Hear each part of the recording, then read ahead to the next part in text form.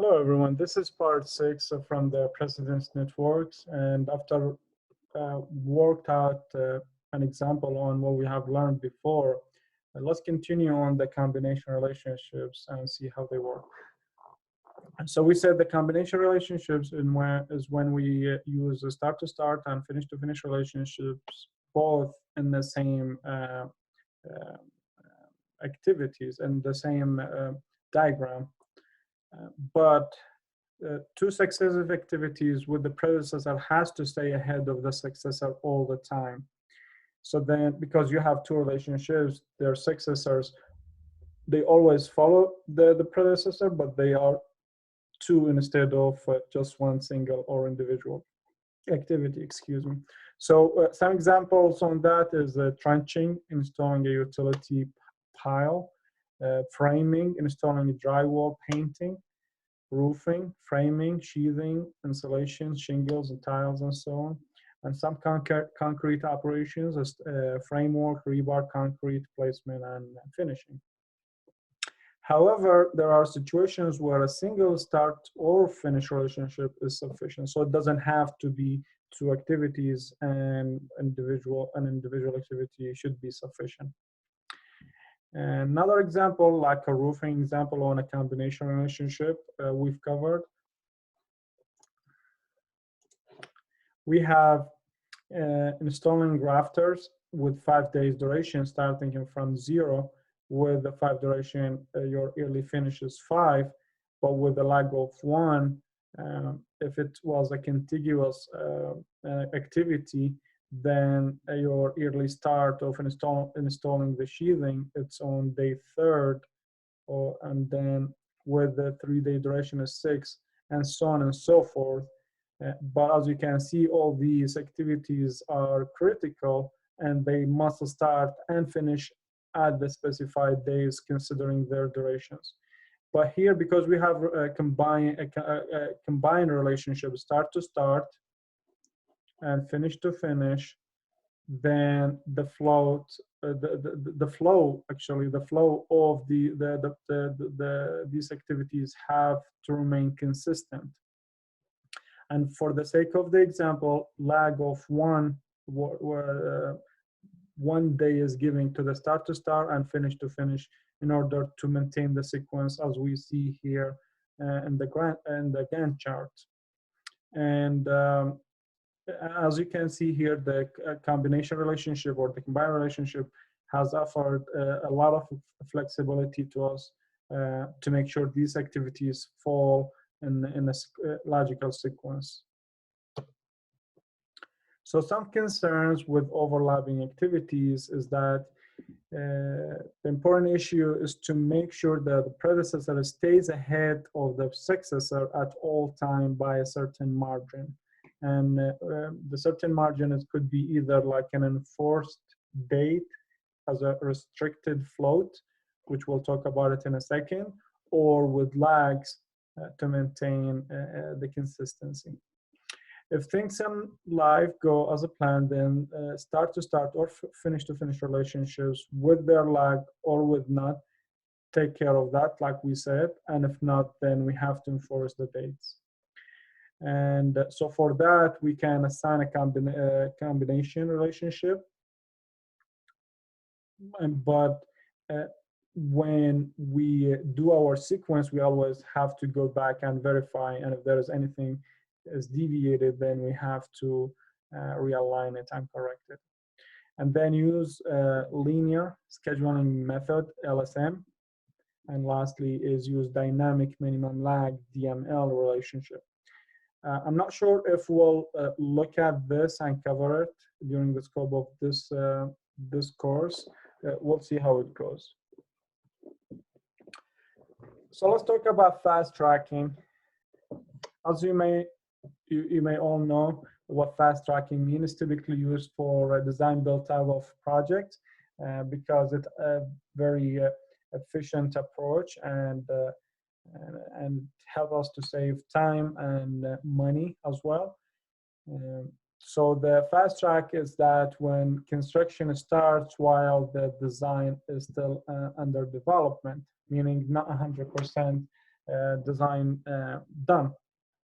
Then it gives an advantage to the contractor to practice value engineering and constructability reviews, because you have this time where portion of the design is done and construction is started, but you're still working on the other half of the design to give you this kind of leverage over time to practice some value engineering. It may lead to more change orders and higher cost. Yes, that for sure. I think if you guys have taken my construction management class or building estimating class, we took kind of in depth on these design delivery methods and the delivery method project in general, and see their advantages. But for now, take it as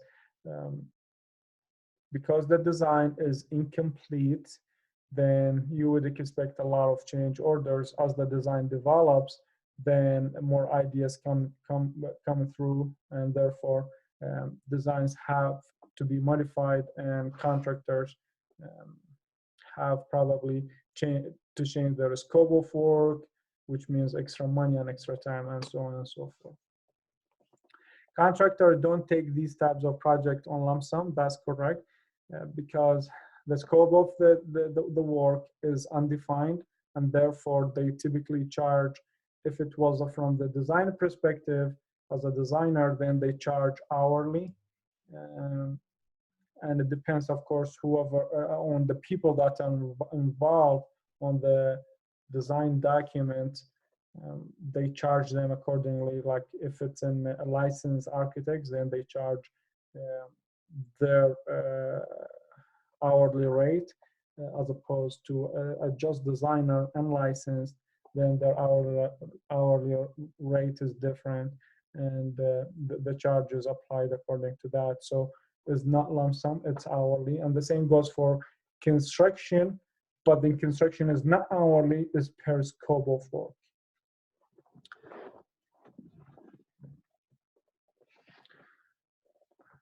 Here, let's talk about the interruptible activities. Interruptible activities in the context, in the scheduling context, mean that the activity's planned duration may be less than the interval given between the start and finish.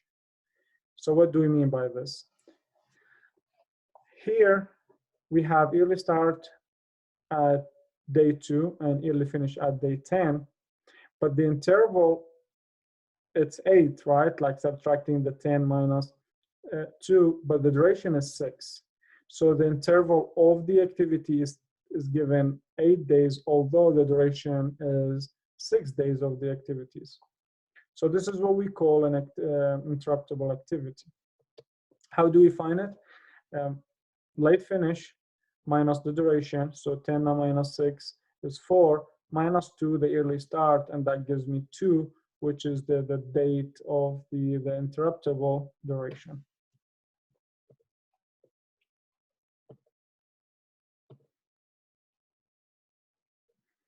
Okay, so here we have an example. So your early start, early finish, as it given with the lag of 6 days, right? 0, 10, and 6 days lag for B to start on day 6, but here we're giving a lag of 1 day for C to start at 7. And from Gantt chart here, A actually finishes, it should go all the way to 10, but this duration or interval here is interruptible, and it's okay to do so because it's not critical. And then you have a float of 1 day. Yes, this activity, it's allowed to finish at day actually 10, but it has a float of 1 day just in case if it's needed. And then you have B when it must be finished at this day. Yes, this sequence is unlogic. If the C has to be done probably like 1 day extra, so we have to give kind of like a lag here to the finish. But for the sake of the demonstration, what do we mean by interruptible activities? This is what we mean.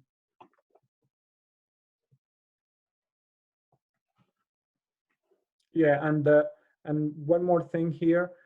Some activities could have an early start restriction, meaning this activity must start on this day,